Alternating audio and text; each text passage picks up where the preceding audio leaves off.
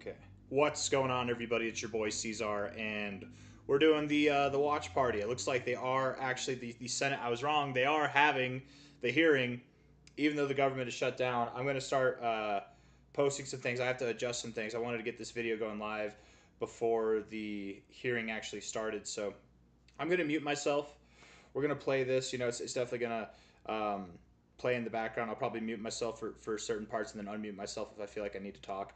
Um, I've got them muted now, but we'll see. Okay, hold on. Let me do some stuff. Shout out to everybody who's here. If anybody's here yet, I didn't even post this anywhere yet. Let's see. Discord, and it's early, and it's early. I'm just gonna have this screen pulled up for now, and then once I hear them talk, I'll mute myself so that there's no feedback. Um, let's see. I'm just trying to send invites to the live stream. We're doing that right now. Oh, what's up, Steve Reeds? What's up, Sony or Sunny? What's up, Nine Con? Yo, yo. Good to see you guys. Thanks for being here. Thank you for being here, finding your way. Yeah, we're going to chill, guys. It's not going to be like the average stream, right? Where we're just me just talking the whole time. We're definitely going to be listening. I'll give my input here and there, but this is more us just chilling and watching this stream together. I'm going to say I'm live, everyone, in the Discord.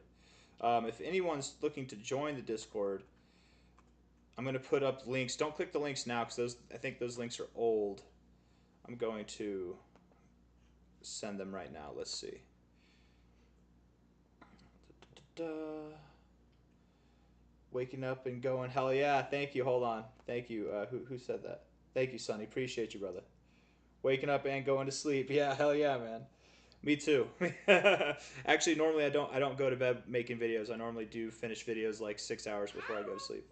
Normally, my daughter's out here too, watching this with us. Let's see. I'm going to post. Okay, so one of the Discord links, the Ideally Polite Discord. It's like ideally we're going to be polite to each other in that Discord. That link should be good. I'm going to make another. I'm going to get the other Discord running here pretty soon. Hold on.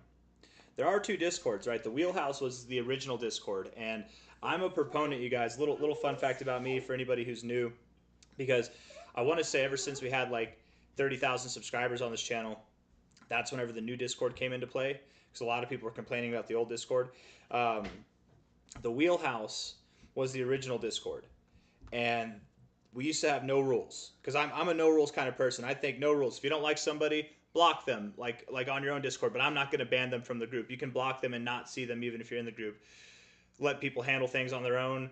No matter if you got ugly or whatever or weird or things that you disagree with, nobody gets blocked or banned.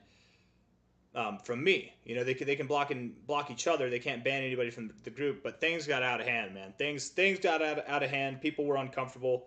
People stopped engaging. All the OGs stopped engaging. So we had to make a new Discord. That way people were more prone to engaging.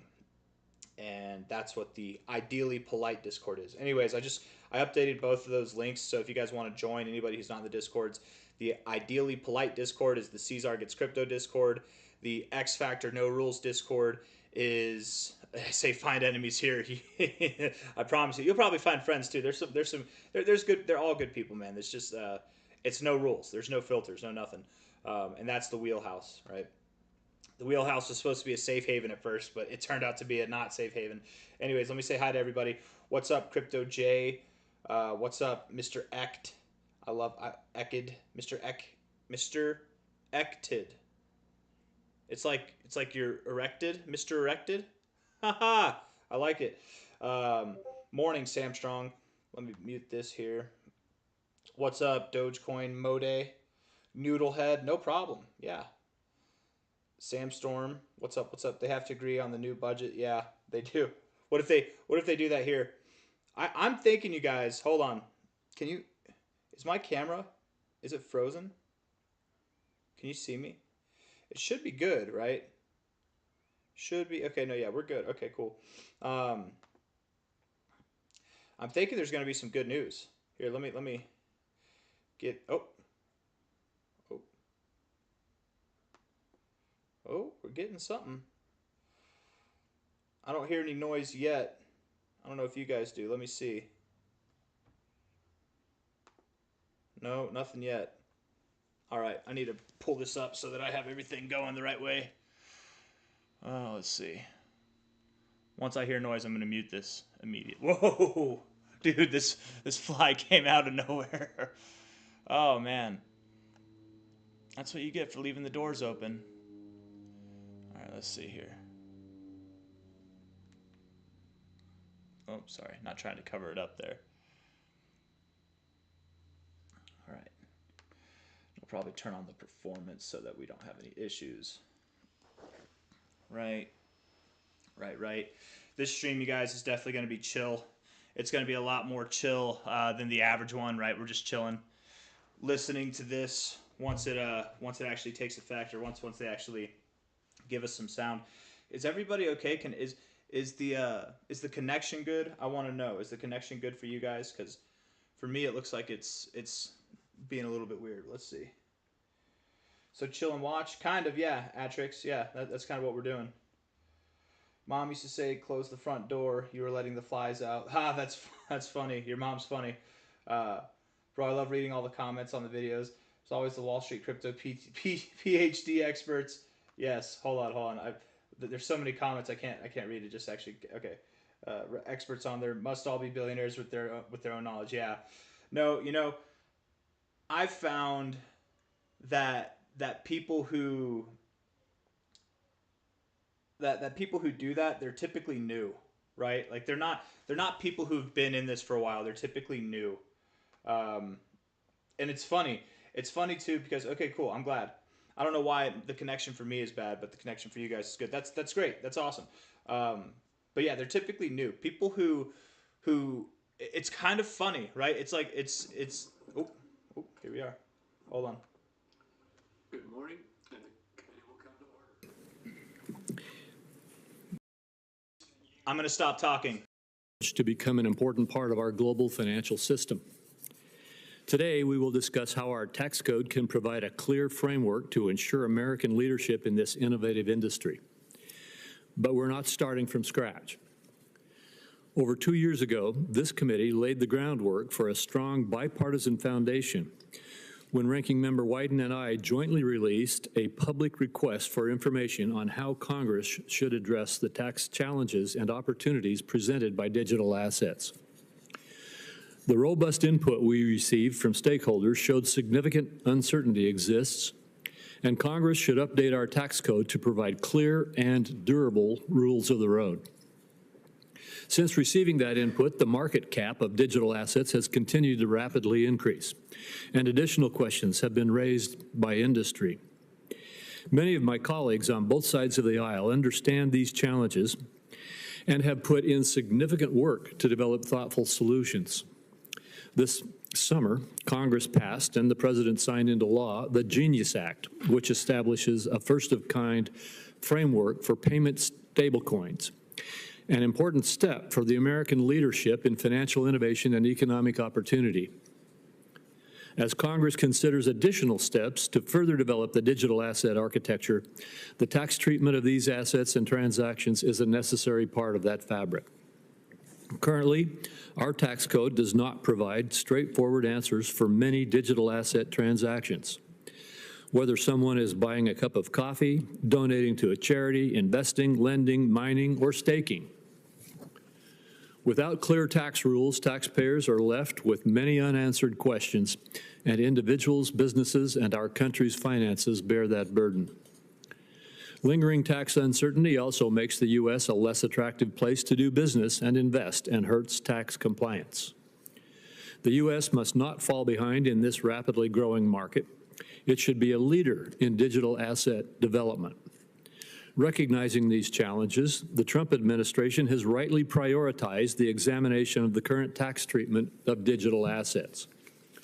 During his first week in office, President Trump issued an executive order recognizing the crucial role the digital asset industry plays in U.S. innovation.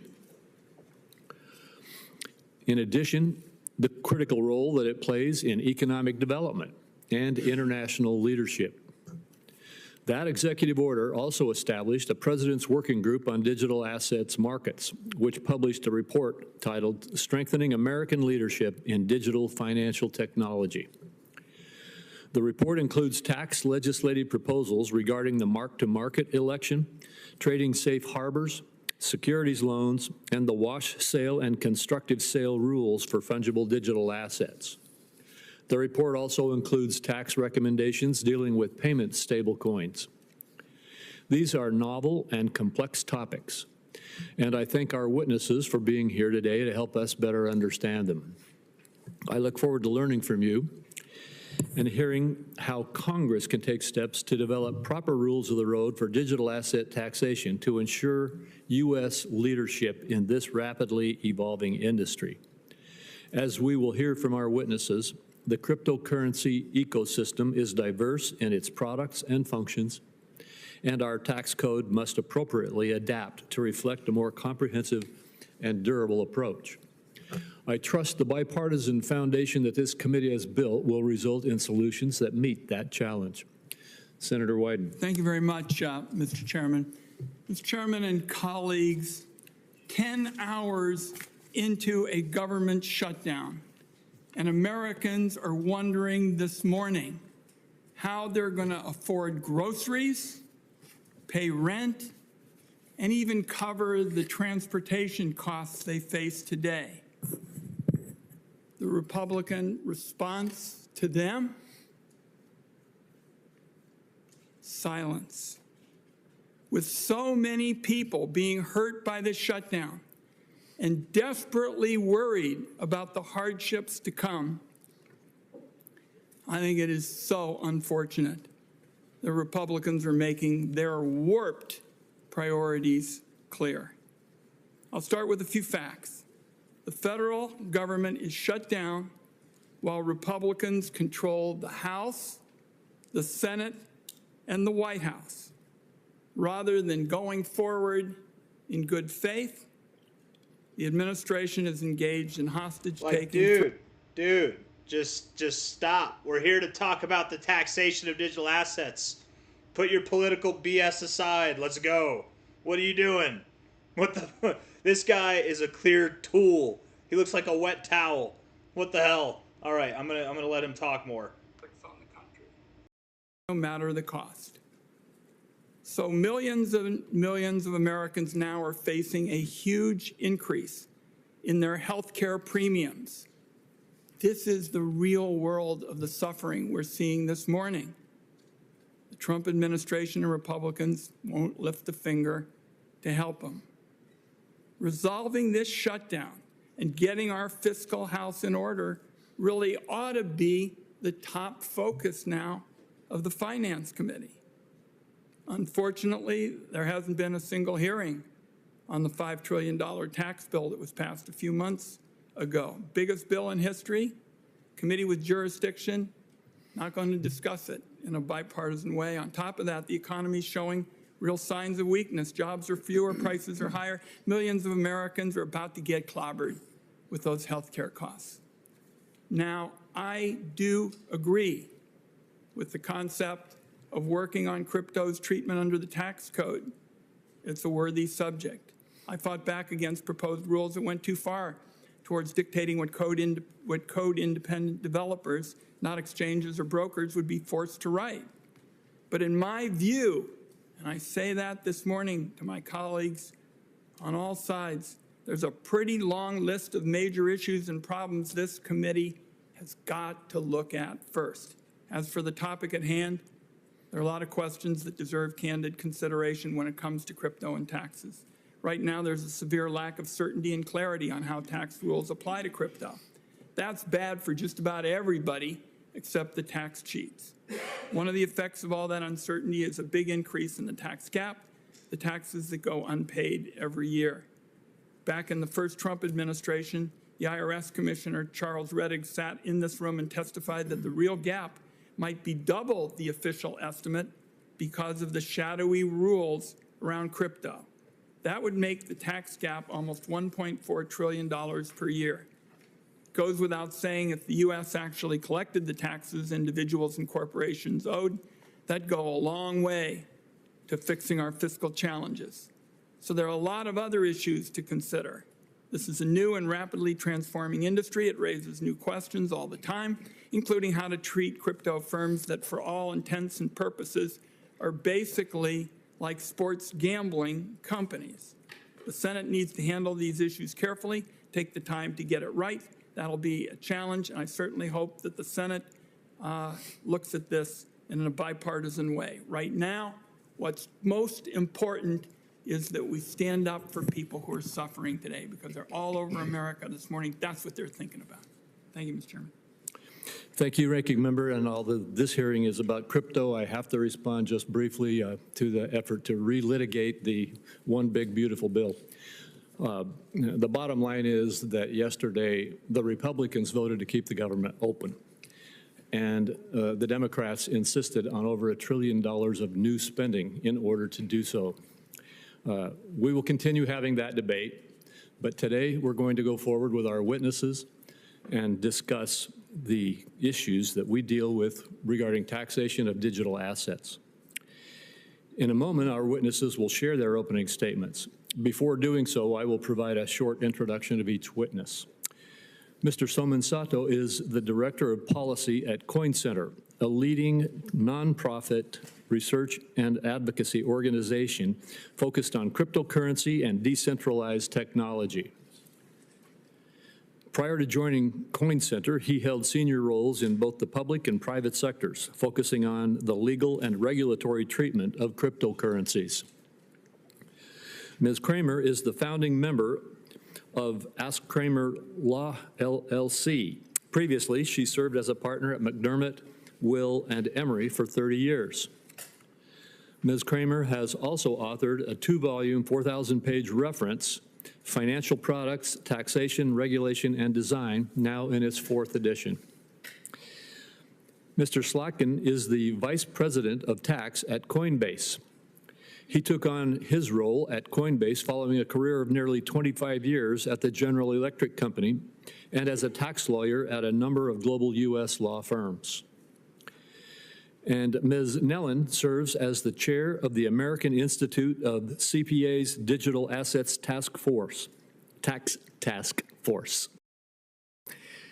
She is also a professor at San Jose State University, teaching graduate-level tax courses, and directs the university's High-Tech Tax Institute and Blockchain Tax Conference. She was previously with the IRS as a revenue agent and lead instructor, and also in private practice. We will begin with Mr. Soman Sato's opening statement, followed then by Ms. Kramer, Mr. Zlotkin, and Ms. Nellen. Mr. Soman Sato. Chairman Crapo, Ranking Member Wyden, members of the committee, thank you for the opportunity to testify today. My name is Jason Soman-Sato, and I am the Director of Policy at Coin Center, an independent nonprofit focused on the public policy issues facing cryptocurrencies. Coin Center is not a trade association. We do not represent any particular company, sector of the ecosystem, or crypto network. Our work is focused on informing policymakers how best to approach this new technology in a way that upholds constitutional principles, safeguards civil liberties, and fosters innovation. On today's topic, Coin Center has long called for sensible and fair tax policy that protects the rights of individuals to build, use, and benefit from open blockchain networks.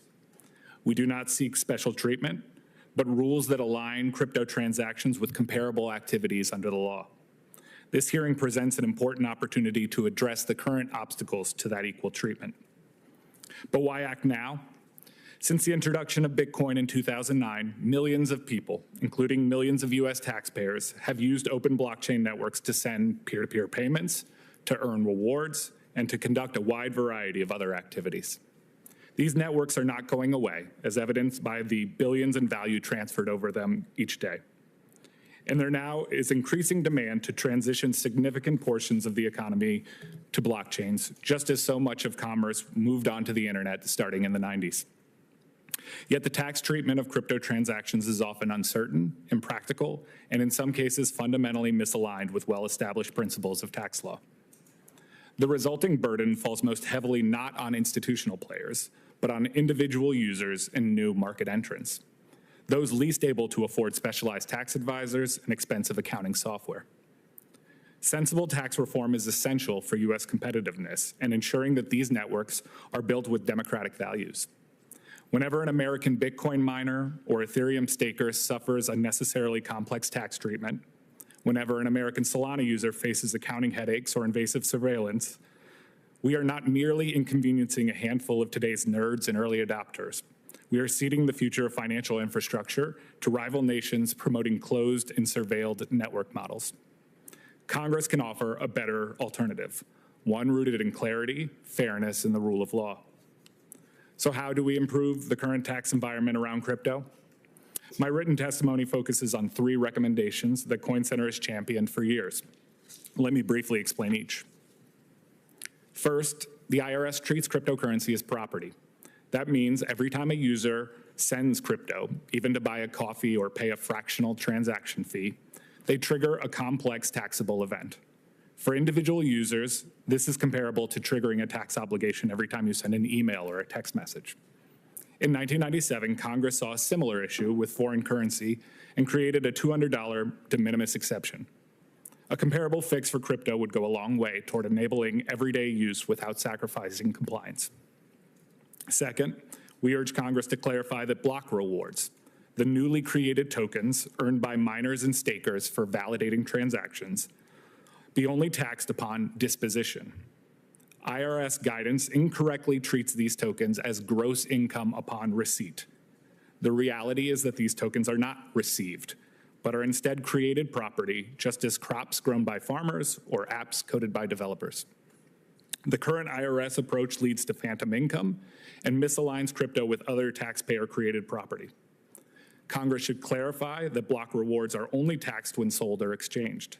That change would align the law with economic reality and prevent honest taxpayers from being penalized for participating in network consensus. Third, the 2021 Infrastructure Act extended Section 6050I to crypto.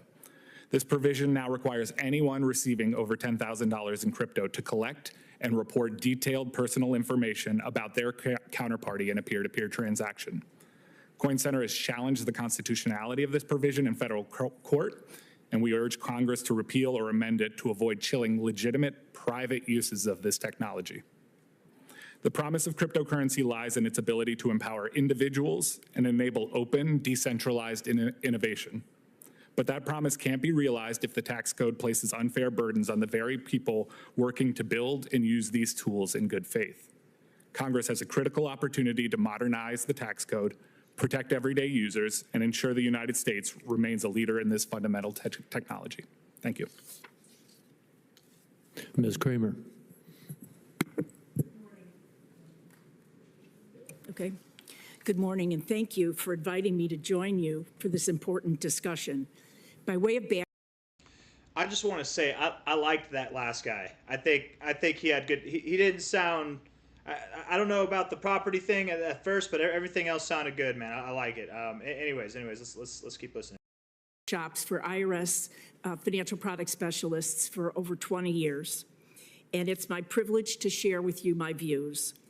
The existing tax framework set out in the Internal Revenue Code is flexible enough to accommodate digital assets, with some clarification and residual gaps filled in by Congress. Yes, digital assets are a new asset class with unique transactions never contemplated before. But this is not the first time that a new asset class is available for trading, nor the first time that the code has been applied to a totally new asset class. In moving forward, we need to keep in mind the precedent we're setting for the next new asset class and the next one after that. As Jason said, the IRS has repeatedly confirmed in pronouncements that digital assets are property, and the tax code determines tax character, timing, and sourcing for property. Tax character, it's either capital or ordinary. Tax timing, it's going to be based on your accounting method, and when you have dominion and control, that means the free use of the property. And source, geographic location, where the services are performed or the income is earned. As property, many digital assets also fall into the category of commodities, while a few of them are securities. And although stock and securities is defined in the code, without a code definition of commodities, the IRS has generally deferred to the CFTC as to what constitutes a commodity. We really need a code definition. So let's turn out to mining and staking rewards. The code tells us that gross income is income from whatever source derived. To have gross income, a taxpayer must have an accession to wealth that is clearly realized and over which the taxpayer has complete dominion and control. What does this have to do with miners and stakers who receive rewards for adding blocks to a chain or for validating transactions? Well, under current tax law, their rewards are taxable upon receipt once they have dominion and control. The awards are compensation for services. When a miner or staker adds a block to a blockchain or validates a transaction and subsequently sells those rewards, the second transaction is a separate taxable sale. There have also been questions about applying the mark-to-market rule under Code Section 475 to digital assets. At present, actively traded digital assets are commodities for 475 purposes. But how is actively traded defined and which digital assets meet this definition? Congress needs to provide guidance so taxpayers can properly elect into mark-to-market as either commodity dealers or commodity traders. The scope of actively trading is unclear, and Congress needs to clarify when digital assets are commodities within the current code and what actively traded means. If digital assets are a new category, then it should be made elective for both traders and dealers to provide tax parity between digital assets and all of the other commodities. Let's finally consider the appropriateness of a de minimis exception. Precedent for de minimis exceptions available for personal use foreign currency transactions. The rationale given for granting the foreign currency exemption does not apply to digital assets because people don't need to pay for a cup of coffee with crypto, while tourists abroad have to buy things in the local currency. A de minimis exception won't solve the record-keeping and reporting obligations because taxpayers still need to keep track of all of their transactions in order to demonstrate their compliance. And if Congress decides to provide a de minimis exception, it would be providing a tax subsidy to encourage crypto investments. So the bottom line is that Congress needs to provide taxpayers with guidance as to the taxation of digital assets. Clarifications needed in key areas and gaps need to be filled. But Congress has the Internal Revenue Code to build off of, and it's a great framework to work off of. And the IRS is not in a position to handle these issues themselves. And so with that, I'd like to thank you for letting me tell you what I think about cryptocurrency. Thank you very much. Mr. Slotkin. Chairman Crapo, Chairman Crapo, Ranking Member Wyden, members of the committee, thank you for this opportunity to testify. My name is Lauren Slotkin. I'm the Vice President of Tax at Coinbase, America's largest digital asset exchange. The digital asset market is no longer small or experimental. It's a $4 trillion, that's with a T, global economy, one that Americans use every day, whether to instantly send money across borders, to secure global financial networks, or to store value. Other countries are writing clear rules to attract this activity. But here in America, our tax code still treats digital assets as generic property, as if nothing had changed in over a decade. That gap creates confusion, discourages investment, and risks driving jobs and capital offshore. The guiding principle is simple: parity with traditional finance. The same tax rules should apply to the same economic activity, whether it involves commodities, stocks, or tokens on a blockchain. Right now, that parity does not exist. The lack of tailored rules has real consequences. One is inconsistent outcomes. Take staking, earning rewards for securing a network. Two people can do exactly the same thing, one through a US-based service, the other through a service overseas. Today, the first may be told that their rewards are subject to withholding taxes, while the second may not. Taxpayers should not get different answers to the same question just because they clicked on a different website. Another friction is capital formation. Imagine a person that wants to lend digital assets and improve market liquidity. If they were lending stocks or bonds, that transaction would be tax-free under well-established rules. But with digital assets, this could be treated as a sale. The result? The deal is more expensive, or it doesn't happen at all. A loan is not a sale, and our tax code should reflect that. And then there's personal privacy. Picture an ordinary American using a stablecoin to buy a cup of coffee. Under today's rules, that small purchase must be tracked and reported on a tax form. Requiring taxpayers to monitor and document such routine payments is intrusive and inconsistent with any reasonable expectation of financial privacy. The Genius Act regulates that there is no gain or loss for the stablecoin. It's a payment tool pegged to the dollar. The tax laws need to mirror that approach. Very simply, Americans should not need a tax accountant to buy a cup of coffee. The U.S. is losing ground. Other jurisdictions have already written clear tax rules for digital assets. That means a business may choose to locate abroad instead of here. Along with the business go jobs, capital, and tax revenue, all because our rules aren't clear. These are not hypothetical problems. They're happening now, and they undermine our ability to compete globally. That's why my written testimony highlights 10 priorities for reform. Broker reporting that excludes stablecoins and de minimis transactions. Extending tax-free treatment to digital asset loans. Clarifying source rules for staking rewards. Creating a safe harbor for digital asset lending. Trading. Ensuring retirement funds and pensions are not penalized for staking. Modernizing grantor trust and partnership rules for exchange-traded funds.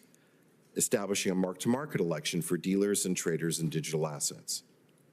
And applying wash sale rules to digital assets as part of a crypto tax package, because parity means no special loopholes. Many of these reforms can be advanced today through regulatory tools, notices, revenue rulings, private letter rulings, and regulations. We're encouraged by the strong signals for the administration, including their announcement just yesterday that they are prepared to act, and we thank them for their leadership. But legislation is the most durable, and it's time for Congress to act.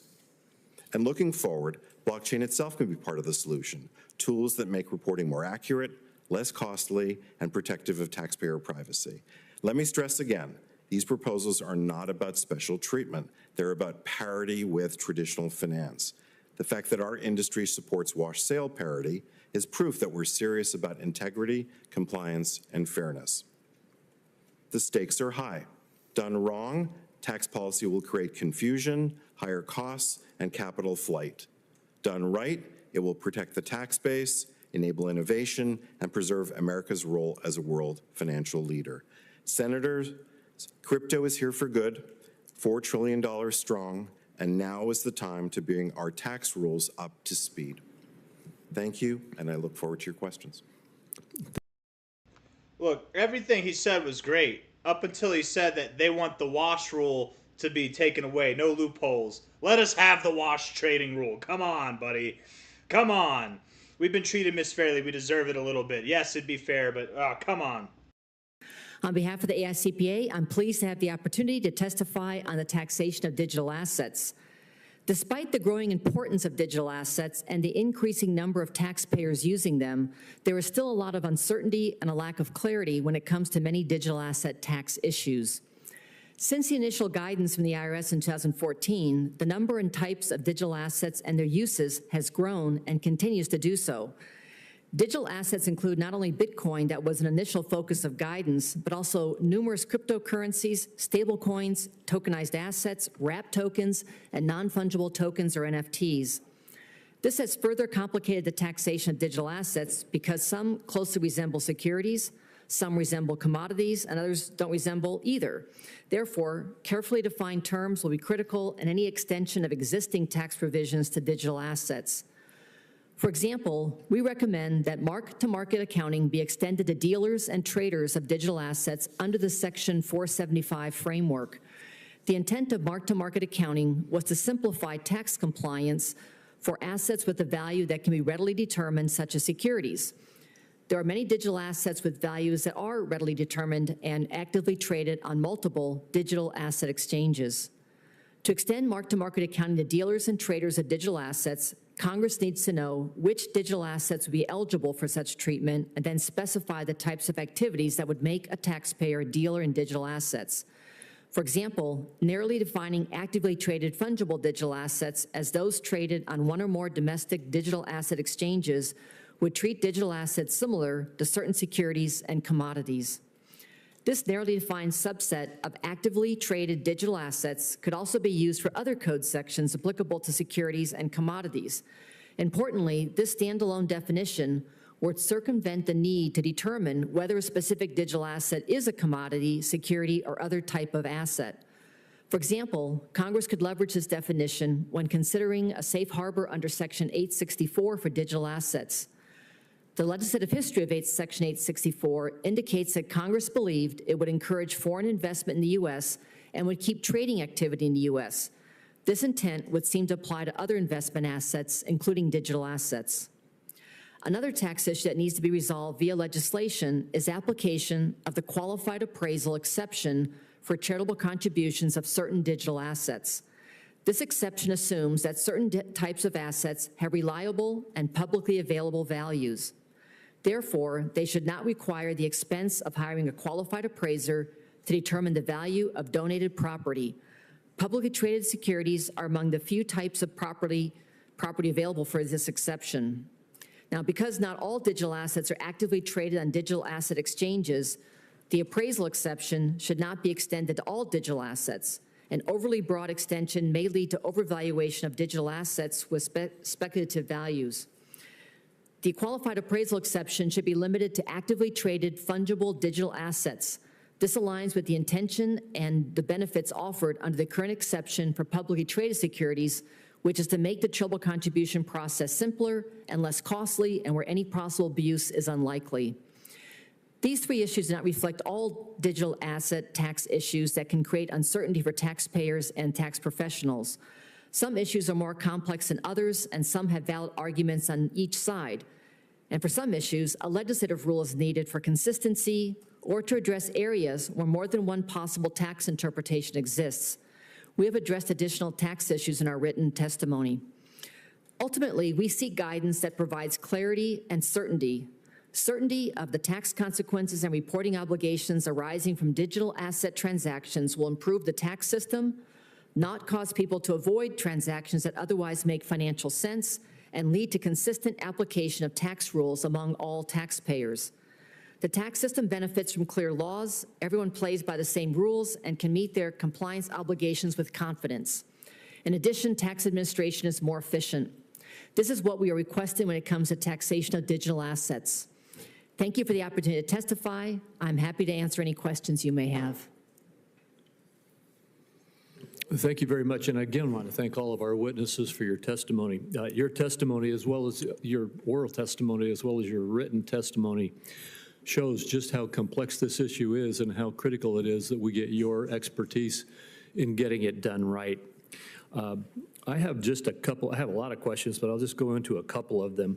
And first, Ms. Kramer, is for you. If I understood your testimony correctly, you said that you have some concerns about a de minimis rule. I'm not quite sure whether your concern was whether to have a de minimis provision or whether that we needed to get it exactly right. Could you explain what you were saying there? In my written testimony, I did go to some length about it. The problem with a de minimis exception is that it is a way that there can be abuse and people can take advantage of it. That's really what the concern is. And so talking about setting a maximum number, having an income level maybe, having a maximum number of dollar amounts, whatever. And so if there is going to be a de minimis exception provided for digital assets, then it needs to be crafted in a way that is probably more specific than the current exception that we have for foreign currency. All right, thank you very much. And Mr. Soto, you mentioned de minimis also. Do you agree with Ms. Kramer? Our position is that a de minimis exception would make sense for this asset class. Ms. Kramer mentioned in her opening statement the kind of difference with currencies where you're required to pay in a foreign country with that foreign currency. I'm not sure that's the policy justification that underlies a foreign currency exemption. To me, these assets, if you go back to the Bitcoin white paper, the concept here is to create a publicly available form of digital cash and to allow individual users to actually take advantage of what blockchains allow for, which is this peer-to-peer value transfer. You need to have a situation where the tax burden doesn't make it completely impossible to conduct transactions in that manner. And so I think there are ways to craft a de minimis exemption that would cover concerns about abuse. But I think, for example, just real quickly, like when you pay for a transaction, for example, in a stablecoin, you also have to pay like a fraction of a cent in the native asset as a transaction fee. And those like fractional cent transactions also are subject to the same tax reporting. And these are the types of difficult tax compliance requirements that make it nearly impossible for individual users to use the technology. All right, thank you very much. And Mr. Slotkin, you emphasized parity, and I agree with that. I'd like to ask you to just maybe explain in a little more depth why you believe parity is so critical, and add to that your final comment toward the end of your testimony that we need to have Congress get this right, not just continue to rely on administrative guidance from the IRS. I've been a strong spokesman of financial parity because I think that this is a relatively new asset class. We shouldn't be distinguished or otherwise penalized compared to financial services. Is this on? No, it is. Just pull the mic a little closer. Maybe Sorry. that'll help. So we shouldn't be penalized compared to, there are a lot of rules that apply to financial services that do create clarity and durability, and those rules are not applicable to Coinbase and to other similar institutions. So I think financial parity is something that we've advocated very strongly. It puts us sort of in a level playing field with the rest of traditional finance.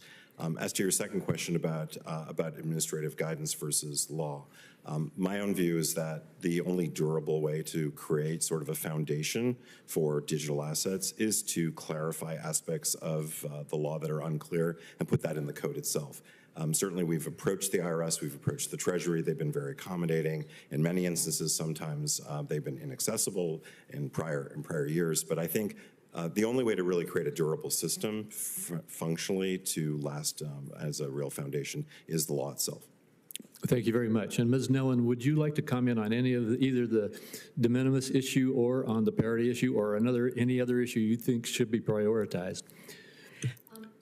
Yeah, just to note, on the issue of the parity, when you've got rules like for mark-to-market lending, where you're referencing securities or commodities, without any specific rule where the digital assets fall, it can then fall upon a tax practitioner, often a non-lawyer, to figure out, might this digital asset fall into one of those categories? To avoid that, and also you end up with inconsistency as to the interpretation, if there was a category of digital assets that actively traded on a exchange would be added to those provisions, then we would have the definitive answer of, yes, I can identify this digital asset falls into that category. Then it does have consistency with securities, commodities, and certain digital assets.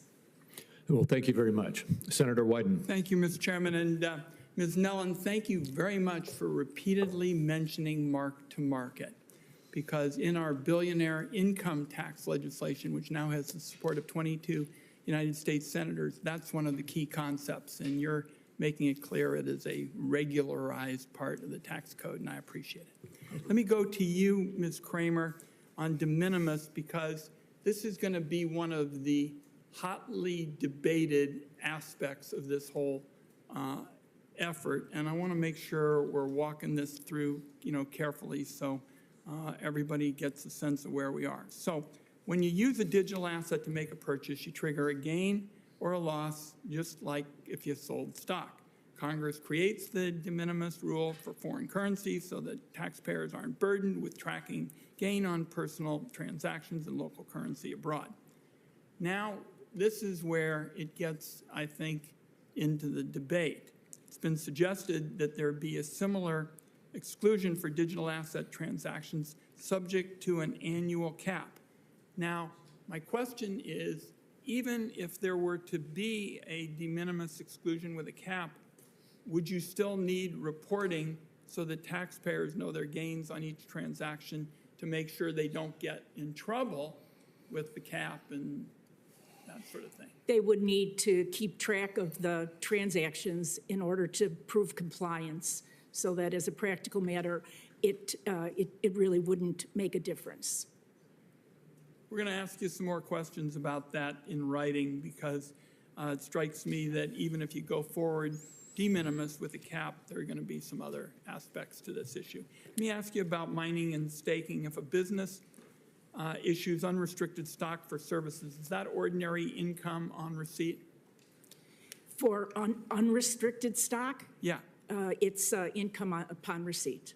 okay. How would this work if miners and stakers received unrestricted digital assets for validation, say, validation services? Then if they don't have to pay tax upon receipt the way you would if you got unrestricted stock, then what happens is you don't have to pay tax unless and until you sell it. And you could donate it, you could bequeath it to your heirs. There's all sorts of ways that you would not pay tax on it if it wasn't taxed initially. All right, thank you, Mr. Chairman. Thank you very much. And Senator Well, first of all, thank you, Mr. Chairman. And I completely agree that this is a hearing about a novel and complex issue. Listening to testimony, looking at the written testimony, it also strikes me as this is an issue that really should be completely nonpartisan. Not that there won't be some controversies as we start talking about the details of de minimis. I literally have a couple hours worth of questions here, and I'd love to assemble a group like this and probably a broader group to just go through. But first of all, as we approach this, I would like to, kind of like the medical profession, first do no harm. I'll just quick ask you, is there a particular thing that would do harm that you've been hearing? Just quick down the list. I don't want you to spend a whole lot of time on this. Is there something that we really ought to avoid? We'll start with you. Yeah, I would say the current tax treatment of staking and mining rewards is what's doing harm, and that's one of the main things that needs to be corrected. But it's happening right now. Yes. Yeah, but I'm saying if we would write something that would do harm. I mean, but basically, all of you are in agreement, we've got to provide legislation to define these things, to provide clarity. So again, I think the opportunity here is, okay, what are those things that need to be defined? And I know a number of you got very specific suggestions here. I would want to find what does everybody agree on, isolate that, get those definitions in a piece of legislation, then we start haggling over the disagreements. But again, I first want to say, what would we do to really create harm? Ms. Kramer. Well, that's a great question. I try and have good ones. Yeah, right. Of course, you asked me first. I would say that one of the things that you could do to avoid harm would be to make the clarification. To have harm would be to unintentionally provide tax subsidies for some people when other people don't get it.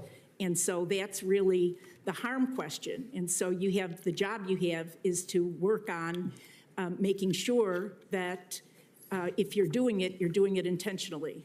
So, Mr. Zlatkin, you provided, I think 10 recommendations. By the way, were you able to see each other's testimony before you came here today? No. Okay, I would suggest you read it, and then the question I'd like to ask for the record is, what, out of all the testimony, what do you all agree on, and where's the disagreement? But Mr. Zlatkin, do you have anything in particular that you think would do harm if we would put something in legislation?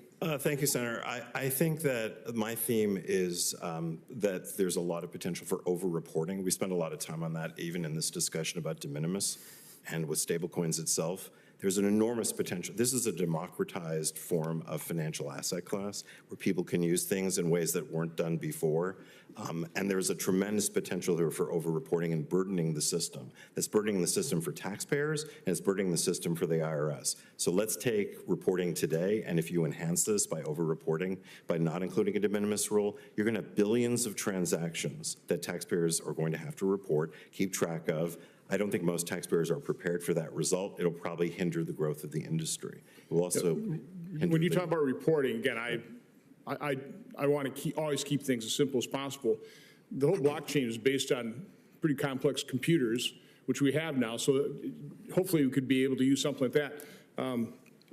Ms. Nellen, representing the AICPA, I would ask you, same question in terms of, is there something that we would do that actually create harm, but also who else, we need all the stakeholders at the table here as you discuss, again, find out what are areas of agreement, what needs definition, how should you properly define it, then start working on the areas of disagreement. So I'd also ask you, who's not represented here? What stakeholders aren't here?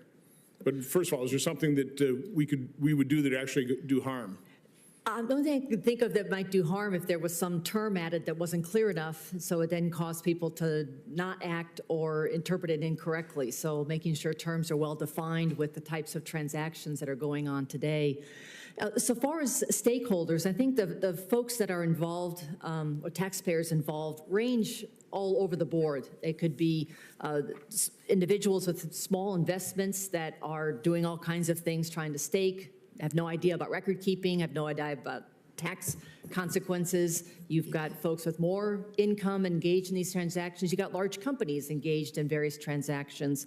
And perhaps, what rule works for one might not be appropriate for another one. Because I think today there is a lot of confusion among a lot of individuals who, everywhere from, I thought I didn't have to pay tax until I cashed out at some point, to I don't know how to keep records. And obviously that doesn't excuse them not paying their taxes, but they need some kind of workable guidance, awareness of tools.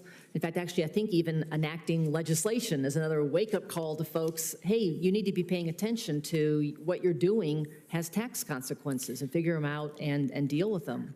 So Mr. Chairman, again, I really appreciate you holding this hearing. I hope we can move forward in a very thoughtful way. Let's not do any harm. We've got to get this right. This is incredibly important. And I hope that people contact the committee. They've certainly offered to contact my office. If you're a stakeholder in this, contact us. Let's work through all these issues. Let's find those areas of agreement, and let's be very thoughtful. And again, Senator Wright, I don't think there's any reason for any partisanship in this whatsoever. And there may be some complex issues that need to work through. There'd be different opinions on that, but God, I just think this is a perfect opportunity to do something really important in a completely nonpartisan way. So again, I applaud the committee for doing this. Thank you. Agreed. Senator Daines. Mr. Chairman, thank you. It's a great topic today. Pleased for the witnesses that are here. Look, our country has played such an important role in the advancement of digital asset industry. However, the uncertainty our digital asset industry now faces risks chilling innovation here at home and displacing U.S. leadership in cryptocurrency abroad.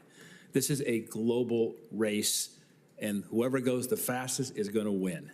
Without clear rules of the road, these taxpayers and innovators face ambiguity and are forced to rely on general tax principles and really guessing, as well as looking at sub-regulatory guidance. If we don't get our tax code right, we will lose our lead in this space. We're going to push jobs and money overseas, and we're going to stall growth in this very important industry.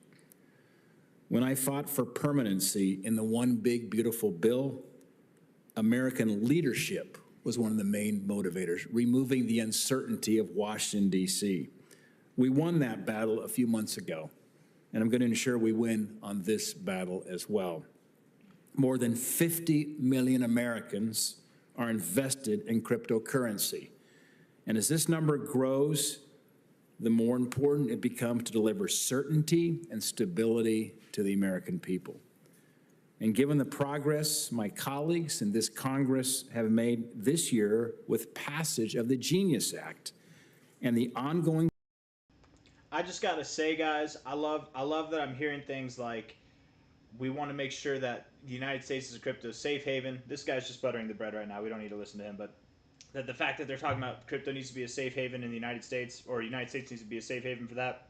We want things to be clear, regardless of if it's things we agree with or don't agree with, which most of these things are talking about, I think, are common. It's just all common sense things, and we're going to get clearance, and they're all on the same page, Republican, Democrat, whatever.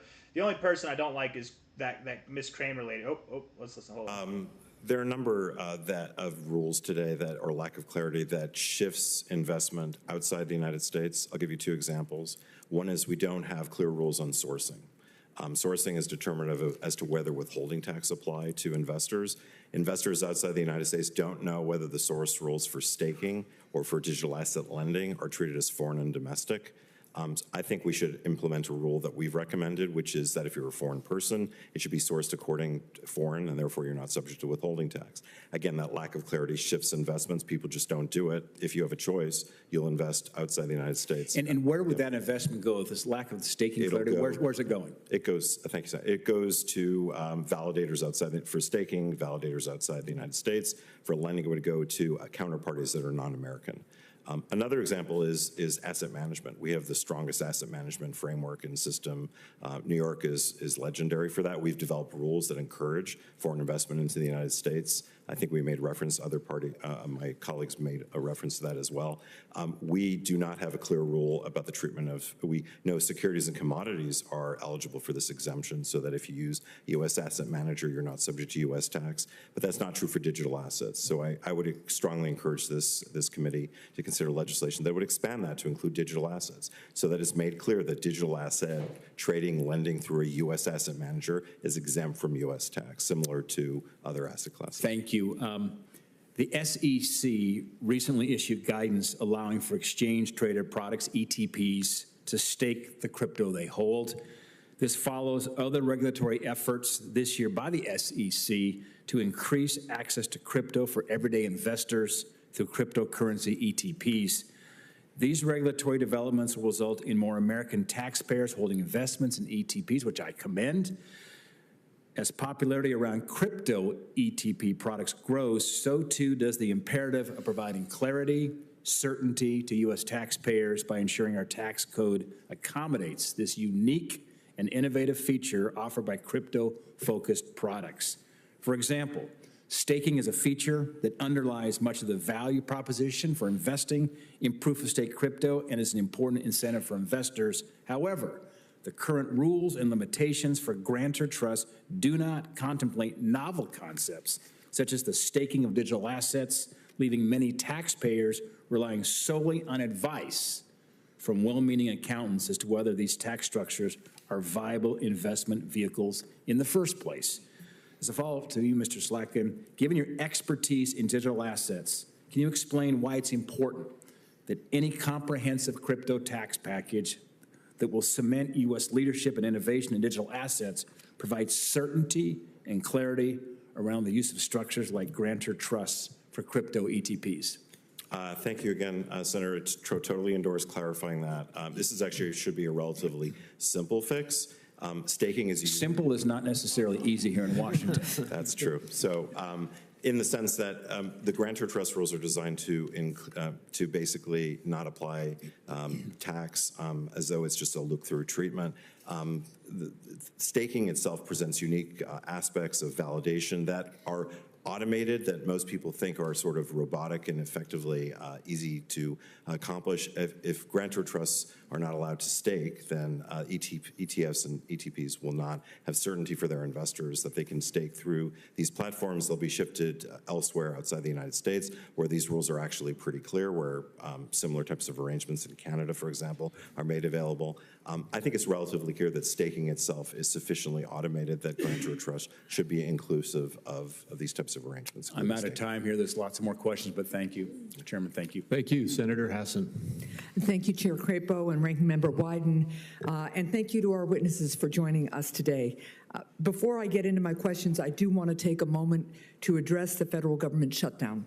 While the topic of today's hearing is certainly important and I have questions for you, Congress should be focused right now on working together to find a bipartisan path to reopen the federal government, restore critical services for people, prevent health insurance premiums from doubling, and keep millions of people from losing their coverage and the care that goes with it. And so while I look forward to hearing more from our witnesses, I once again urge my colleagues to come together on a bipartisan basis for the American people. Now to my questions. Ms. Nellen, I voted for the Genius Act earlier this year in order to provide clear rules for the stablecoin industry that promote innovation and address national security issues. Looking ahead to other cryptocurrency issues, we need to continue to balance supporting the innovative U.S. industry with putting in place strong national security protections. For example, cryptocurrency raises important questions for our tax system. Cryptocurrency activities don't always fit neatly into existing law. This creates real uncertainty for taxpayers who are trying to follow the rules and for the IRS as it works to investigate criminal activity. So, Ms. Nellen, given the technical complexity of cryptocurrency and other digital assets, how can Congress and the IRS establish tax rules that both provide clarity to the U.S. industry and bolster the ability of law enforcement to go after criminals who use cryptocurrency for illicit activities? Thank you for the question, Senator. There's two parts to that. So far as the compliance aspect, the IRS has provided a lot of guidance back in 2014 just by saying under the tax lots property, because then we have a whole set of rules on property, Right. though there are some unique things that happen with digital assets, a hard fork, an airdrop, staking, mining, that aren't really neatly fitting into existing guides there. I think the recent guidance that came along with the broker reporting, where they clarified how we treat amount realized, how we treat basis, that's added clarity and everybody can follow that and be consistent. So I think so far as calculating gains and losses on most transactions, the rules are fairly clear. When we get into other issues where you're trying to figure out, for example, a mark-to-market rule where it applies to securities and commodities, there's some people think, oh, all these things are securities, they fall under there. Well, that's not true, and it makes quite a burden to figure out if they do fall under there. You also run into inconsistency on that. Another one, I think, where it would be very helpful, there are people that donate and companies donating the very valuable Bitcoin. I mean, Bitcoin's gone up tremendously in value and people think, I'll donate it, but they need to get a qualified appraisal if it's worth more than $5,000, and that's puzzling, and some people overlook that. And then, which means that they didn't actually get the donation deduction because they didn't follow the rules, which is really unfortunate. Right. To change the rule, make it very clear from Congress doing that, that just like publicly traded securities are a readily valued asset, I think if we could put in crypto that is listed on an exchange, that would really aid in the donation of those items without getting a qualified appraisal or even knowing if it truly is a qualified appraisal. There's a lot of rules on what makes something a qualified appraisal. That is very helpful, and that actually gets to my second question. And in addition to wanting you to answer that question, Ms. Kramer, I was also going to ask you how the qualified appraiser requirement for cryptocurrency donations hold back the U.S. digital assets industry and nonprofits who accept cryptocurrency. So do you have more to add? Well, the only thing that I would add to it is just to underline what was said, which is that it's a rule that doesn't need to be in place with respect to publicly traded products, and to treat publicly traded cryptocurrency as if it's a unique piece of artwork is really incorrect and unnecessary at this point. All right, I appreciate that. Ms. Nellen, one more question about reporting requirements, which are one of the tools we have to track and prevent money laundering, to also make sure that we prevent sanctions evasion and other criminal activity. For decades, we've required businesses to report when they receive more than $10,000 in cash because large, untraceable transactions can raise red flags for criminal activities. As digital assets have become more widely used, they've introduced new challenges for law enforcement and tax administration, and that's why in 2021 I supported including digital asset reporting provisions in the bipartisan infrastructure law, requiring businesses that receive receive more than $10,000 in digital assets to report those transactions to the IRS, just as they would with cash. I know I am slightly over time, but can you briefly help us understand from your perspective, is it important that businesses report large digital asset transactions the same way large cash transactions are reported? And should Congress take steps to clarify that FinCEN should also receive the same information on digital asset transactions? You're right. In the legislation of November 2021 already added digital assets to the code section that requires, and you're right, it's been around since 1984, that if you had more than $10,000 of cash collected from a merchant and one or more related transactions, had to file the Form 8300, then added that digital assets, so that the law is there. And the form actually is electronically filed that I believe does go to FinCEN. I mean, it's actually on the FinCEN website to file those. I think there's been some confusion, so I'll stop there and follow up with you. But and also they're waiting for regulations on that 6050I. Right. Yeah. Okay, thank you. Thank you. Senator Warren. Thank you, Mr. Chairman. I'm just going to start by acknowledging how absurd it is that the Senate is convening to discuss anything other than this Republican shutdown and stopping Donald Trump from throwing 15 million people off their health care and more than doubling health insurance premiums for millions of Americans. Now, this hearing is supposedly about clarifying crypto's tax treatment. The context is that crypto holders aren't paying at least $50 billion per year in taxes that they owe.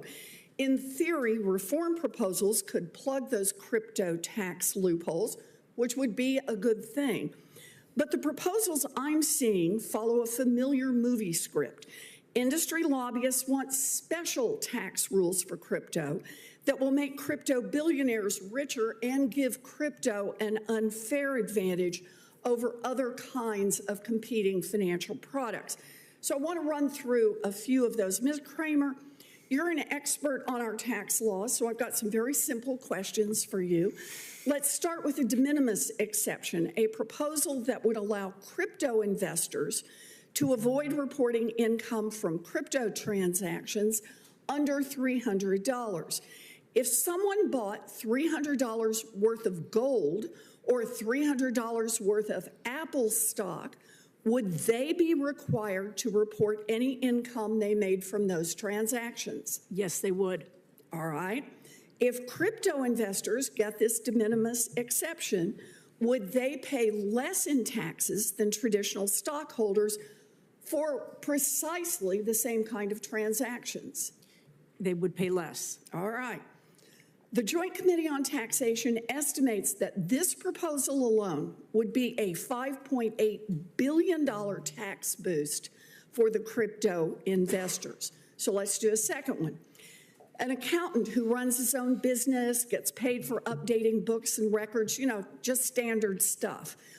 In the crypto world, miners and stakers get paid for updating the blockchain, crypto's financial ledger. The accountant, of course, pays taxes on their income when they receive it.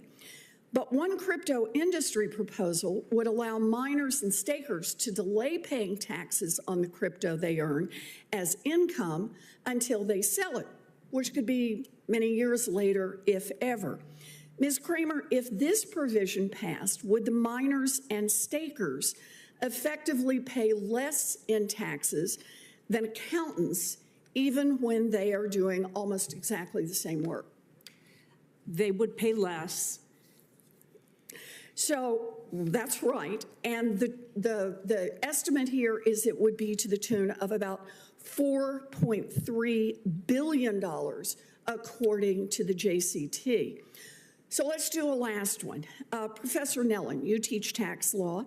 If a business receives over $10,000 in cash under current law, they have to submit additional reporting to the IRS and to FinCEN, in large part so the government can spot money laundering and criminal tax evasion. I think you were talking about that earlier with Senator Hassan, right? Right. Okay. So one proposal the crypto lobbyists have been floating would exempt crypto transactions from that requirement. Would that proposal make it more or less difficult for law enforcement to counter crypto money laundering and tax evasion? Well, given the purpose of that provision, and it is already part of the law, it was added back in November 2021, but waiting for regs to make that effective, that is the purpose of it, to help identify where there is just a particular use of that. Some differences, though, between cash and crypto is, on a cash transaction, the customer is most likely right in front of you. That would not be the case, but I understand that crypto has put out its reasons why it wants an exception. All I'm trying to get at each time is the crypto lobbyists are crawling all over Capitol Hill. And what are they looking for? They're looking for special rules for crypto, and not special rules that sometimes make it more expensive to operate crypto and sometimes make it less expensive, not special rules that sometimes makes it easier to track crypto transactions and sometimes makes it more difficult to track crypto transactions. It's that every one of these special rules tilts in the same direction, and that is for anyone investing in crypto to pay less than the equivalents elsewhere in the financial system, and in this case, to make it harder to track what's happening in crypto transactions if they are being used for illegal purposes. Look, I'm all for getting rules that are appropriately tailored, but I think we should abide by the same principle that we have used for decades in Congress, and that is same basic transaction, same kind of risks means we need the same kind of rules. And that should be true for crypto, just like any other financial product. Thank you, Mr. Chairman. Thank you. Senator Young. Well, thank you, Mr. Chairman. It's very important. I know a number of our colleagues have brought up the government shutdown. We've had an opportunity recently. We'll continue to have opportunities to vote on a clean, continuing resolution. We can immediately open government up again. So let's keep that in mind. This is a great hearing and an important hearing. This hearing on the taxation of digital assets comes at a critical time. Around the world, countries are grappling with how to regulate cryptocurrency and blockchain technology. These technologies, of course, hold promise for innovation and financial tools, but they also raise concerns, which have been articulated today by many of my colleagues, about transparency, compliance, and national security. The IRS's revenue ruling 2023-14 has highlighted some of these challenges. Many worry that the ruling is premature, difficult to administer, and inconsistent with longstanding tax principles. Taxpayers want to comply, but they need rules that are clear, practical, and fair. The President's Digital Asset Working Group report published in July has suggested that staking rewards should be taxed based on when there's a realization event, that is when those assets are sold or exchanged, not at the moment they're created. Mr. Samansato, if the current revenue ruling 2023-14 is inconsistent with these principles, should the IRS consider rescinding it and replacing it with guidance that defers taxation until disposition, just like with other types of property, until Congress weighs in? Yes, we've called for that at Coin Center for several years since the guidance has been issued. Thank you. Mr. Zlatkin, how does leaving revenue ruling 2023-14 in place affect the U.S.'s ability to attract innovation and capital in this space? Thank you, Senator. So this is one of those examples where I think Ms. Warren is incorrect. I think that minors, people who self-create property, this ruling actually addressed this issue about whether tax should occur upon receipt or whether it should occur, as with other forms of inventory and self-created property, whether it should be when you dispose of it and monetize in the form of cash. There's an argument to be made, certainly, I think, and people have tried to make this argument, and have been unable to do so. The IRS has disagreed that should be upon when you monetize the investment. You should be taxed when you monetize it, not when you create the property. So I think rescinding it is extremely important. It will attract more mining activity into the United States. We discourage that by taxing parties only when they receive the mining rewards themselves or when they stake through validators within the United States. Thank you, sir. Ms. Kramer, from a tax practitioner perspective, what could the consequences potentially be, positive or negative, if the IRS were to rescind the revenue ruling in the near term while Congress considers a more comprehensive framework? Well, it would be different from what the interpretation of dominion and control is, where you have access to it. And the difference is, the issue is, as Mr. Slatkin said, that is it self-created property, or is it income that you've earned for performing a service? And so that's really what the issue is here. And self-created property is very often something that you know, livestock, or you bake a cake or whatever. And the issue is the creation of the adding the block or the getting the reward going to be treated as a service, providing a service? And that's really what the issue is. Thank you, Ms. Kramer. Mr. Samansato, my time will soon expire here, but I know that this hearing is intended in part for us to begin to find a path forward that will help us integrate digital assets into our tax code in a way that provides certainty while encouraging innovation. Sir, while digital assets are evolving quickly and Congress risks being a step behind, from your perspective, what principles would you emphasize should guide us if we want to design tax rules that remain relevant and workable even as technology continues to advance? Yeah, so I think it's a couple. I think one is putting kind of the individual user first, right? These networks are meant to be democratizing forces for transferring value between people. And a lot of the language that we use even up here is around like corporations and the indications of like how that impacts their tax accounting. So I think that's important. And then I think the other principle that's really important to keep in mind is distinguishing like how this technology works. For example, going back to the question of staking and mining rewards, right? A lot of times we've talked about like stock issuance or compensation, but these assets that are created by these rewards are not something that is being paid by some third party, right? Like this is a computer program that's generating these assets. And I think understanding that kind of foundational like how the technology works is really important to getting these questions right.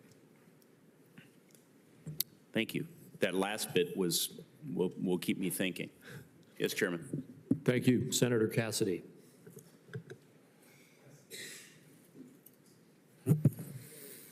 Mr. Samansato and Mr. Zlatkin,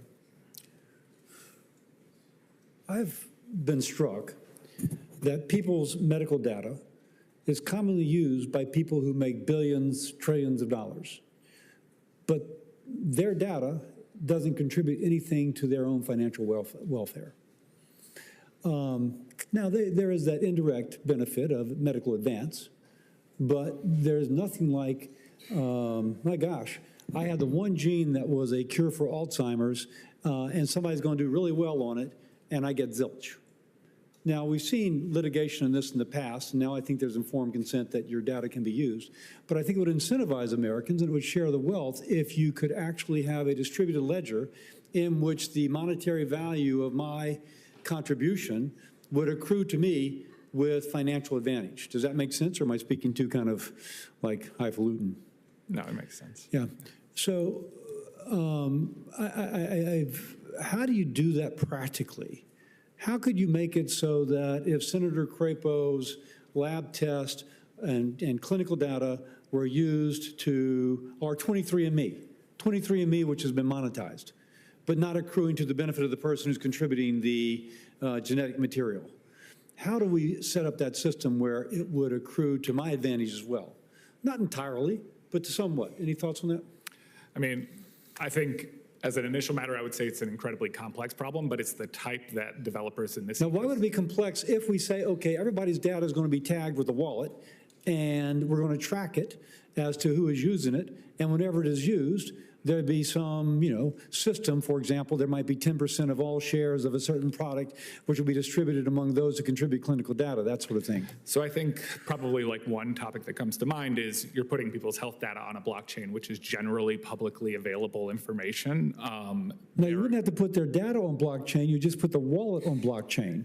The data can be held in a repository that would be restricted access, but if access being You tokenize it. Don't put a wallet, you tokenize it.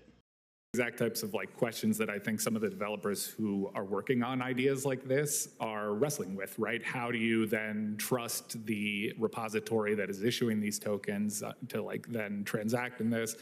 There's a lot of technologies around zero knowledge proofs that come into play.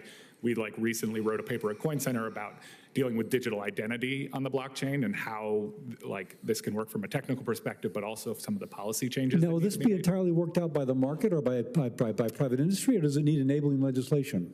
I'd have to get back to you on that one. Like, I think specifically, like, again, digital identity is more of a proxy for maybe where you're thinking is one where we think there needs to be some policy movement to help create the environment. I would think it's probably similar. So let me check.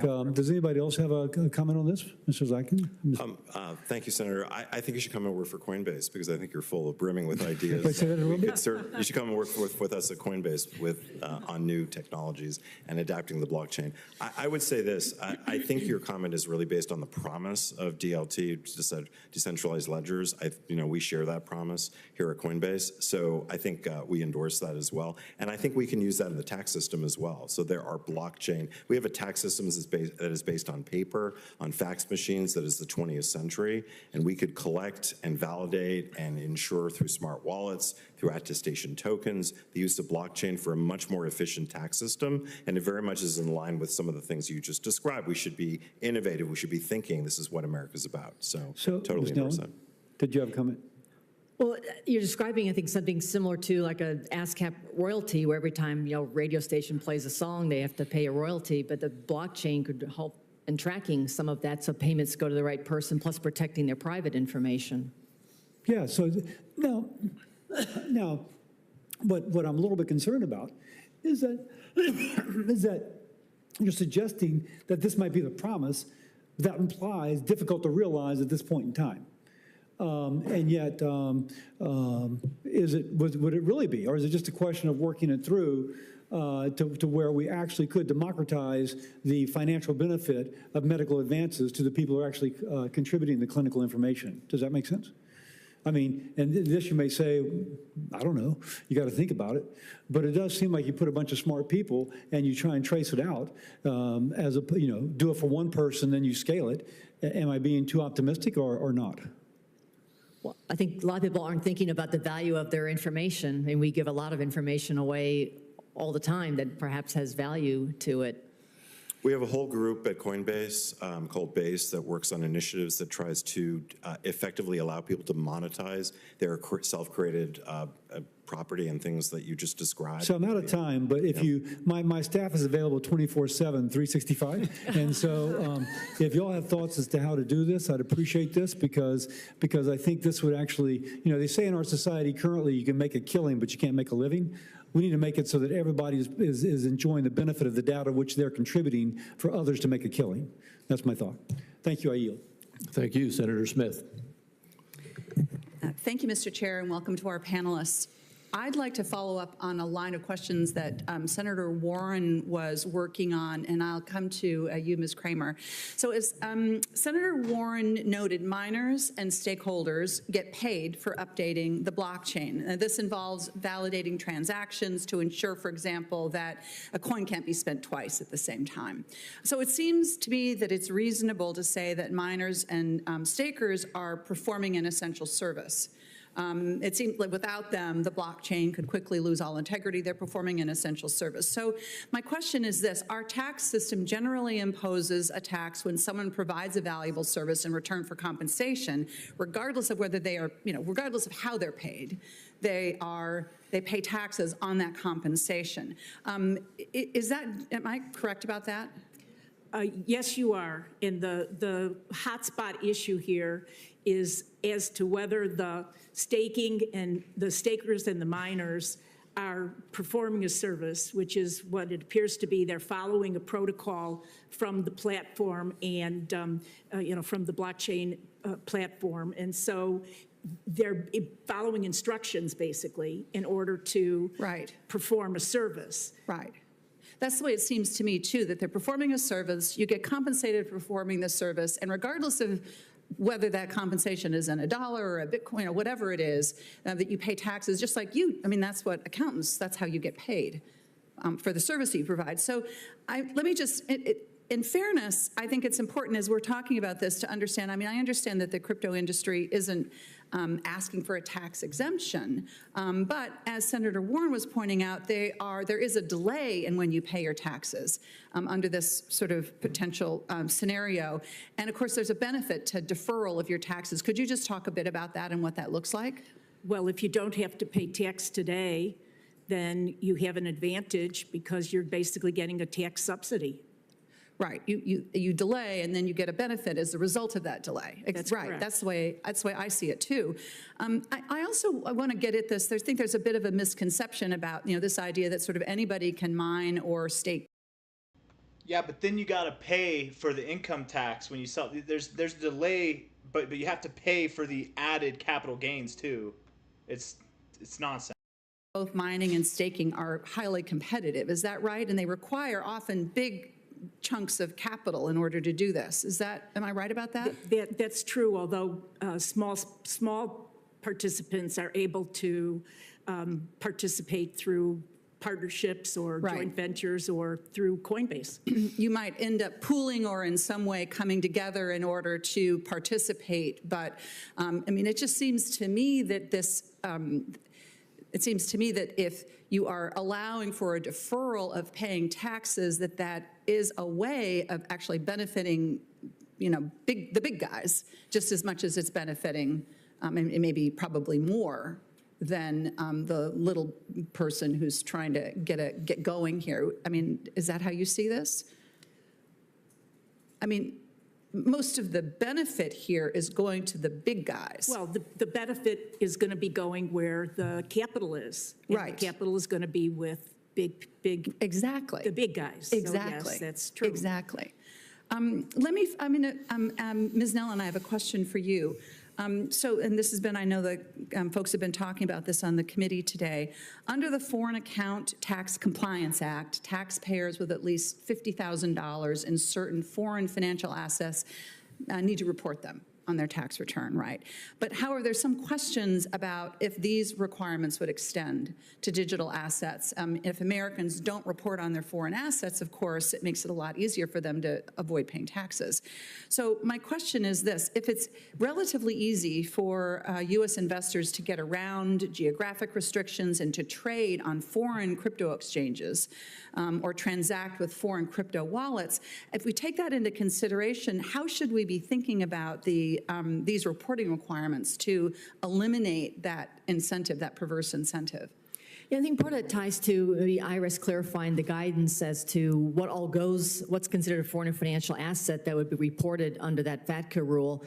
To be explicit, when would your digital asset, which is just out there in the ether, when would it be considered a foreign asset? Because it's being acquired from a foreign exchange. So I think just more clarification on that would make sure it was reported. I'm guessing some of that actually is getting reported by practitioners and taxpayers today, but I think just more clarity from the IRS on what would fall under there. Right. Less clarity equals more opportunity to avoid. Or just overlooking it. People just might, I think sometimes people might not even be aware that they've got a foreign, or the preparer might not be asking the questions because of the complexity of how they might own these assets. Thank you. Thank you, Mr. Chair. Thank my colleague, Senator Whitehouse.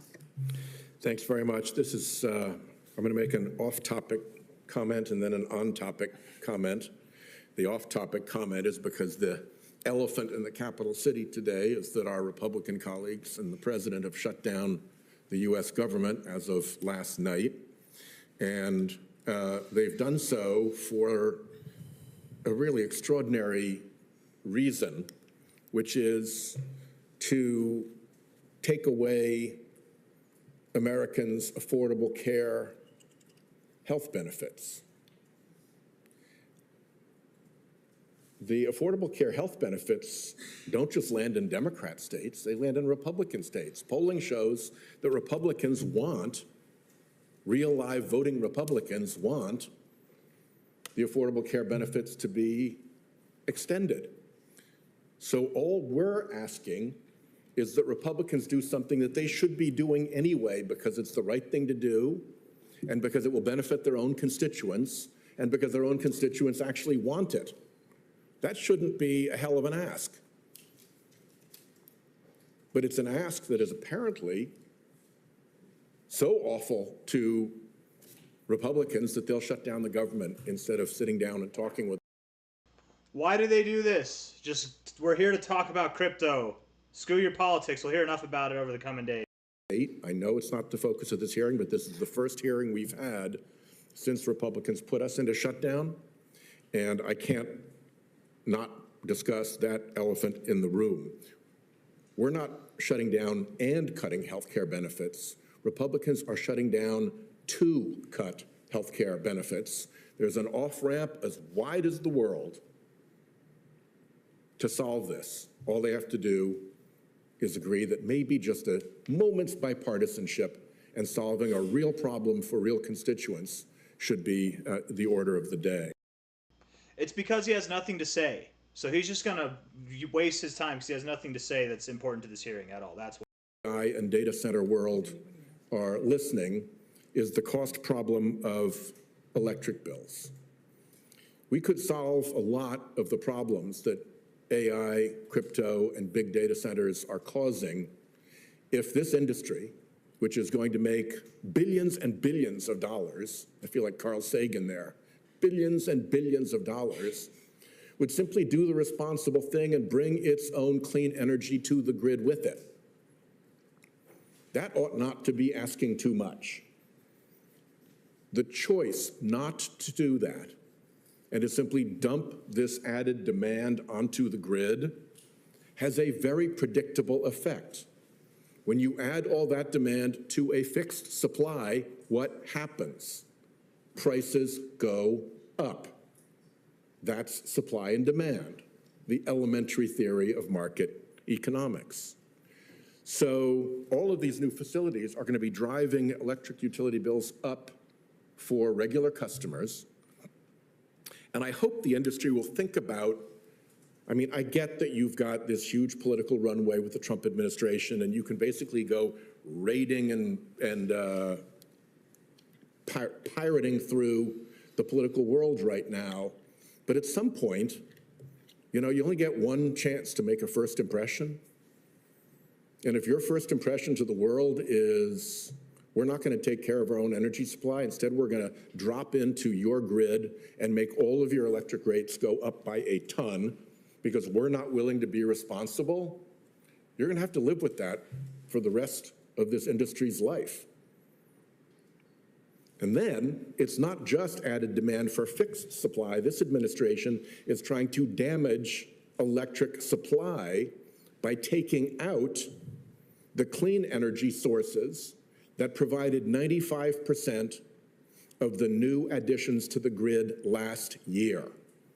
For an industry that needs more electrons to sit quietly on its hands while an administration that it virtually controls on everything having to do with crypto and AI destroys the clean energy sources that can provide those electrons, I don't get it. That makes no sense. But it makes that supply-demand price increase to regular Americans way, way worse. Because now you're not just adding huge new demand onto the grid, you're also pinching off the real supply that's waiting and that is out there. And the last point I'll make, if you'll forgive me for one more minute, is that we are verging on having very serious climate-related economic catastrophes. I'm not going to go into all the details of it, but look no further than the Florida home insurance market. Look no further than the warnings about what happens when the insurance markets collapse, mortgages are not available, property values collapse, and you have a 2008-style meltdown because we aren't taking climate change seriously but the insurance industry has to, and banks have to, and that's where this leads. So when this gets ugly, which it will, and this industry has shown up and not been responsible about bringing its own clean energy to the grid, and instead is loading up not only on electric prices for everybody else around them, but also requiring more polluting units to be brought back online to meet their demand, worsening the climate situation, there's going to be a reckoning. And I just urge whoever is listening, who is making decisions and policy and plans for this industry, think about what you're doing to regular consumers of electricity nearby. Think about why you would want to not help the clean energy industry provide you the electrons you need, and think why you would want to drive us backwards on the perilous climate path we're on, because that's what you're doing right now. Thank you. I thank my colleague, and I want to associate myself with your important remarks as well. Senator Blackburn. Thank you, Mr. Chairman. And I would say to our panel, of course, you have no saying at all over what Senator Whitehouse just bored you with. And I appreciate that you all are here to talk about digital assets and how we're going to examine the taxation of digital assets. And I think that during the Biden administration, what we saw was government weaponization against cryptocurrencies with things like Operation Choke Point 2.0. And we had regulators that didn't understand cryptocurrencies, and they were unfavorable to them because they didn't have any control over